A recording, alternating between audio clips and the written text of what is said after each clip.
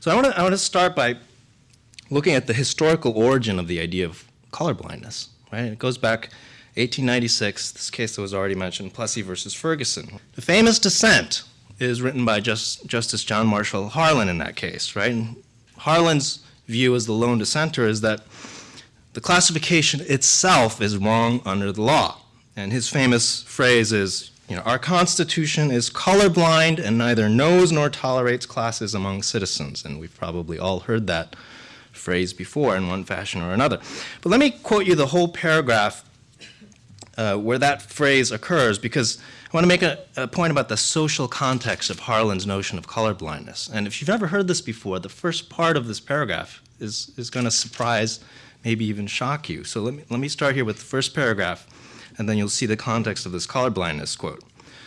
So here's Justice Harlan.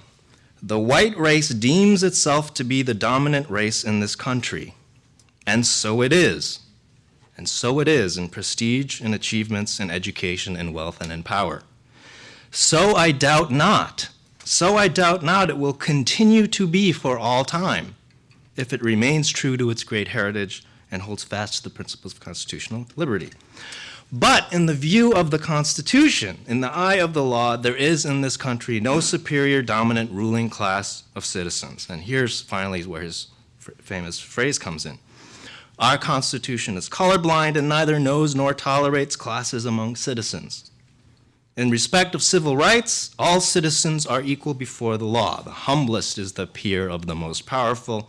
The law regards man as man and takes no account of his color when his civil rights are guaranteed by the supreme law of the land. So this is at once, powerfully eloquent, right? Under our colorblind Constitution, the humblest is the peer of the most powerful. And at the same time, deeply disturbing, right? There's obviously a deep-seated, old-fashioned racism in Harlan's comment here, right? That the white race will continue to be undoubtedly the dominant race for all time, right? And Harlan himself came from a slaveholding family and had earlier in his career, defended slavery against abolition. So maybe it's no surprise.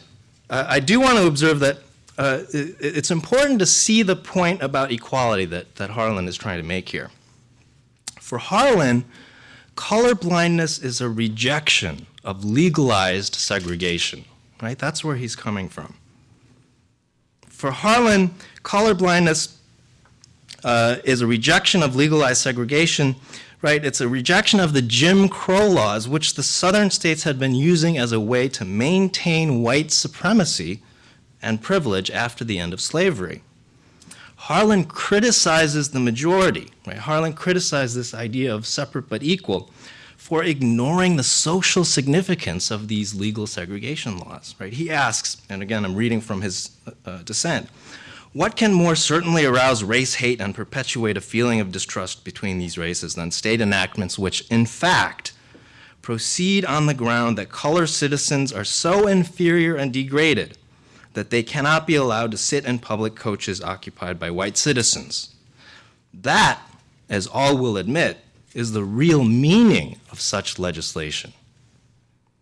Right? So while we may be put off by Harlan's remarks about the social fact of white dominance, right, he's really trying to be more aspirational when it comes to the law.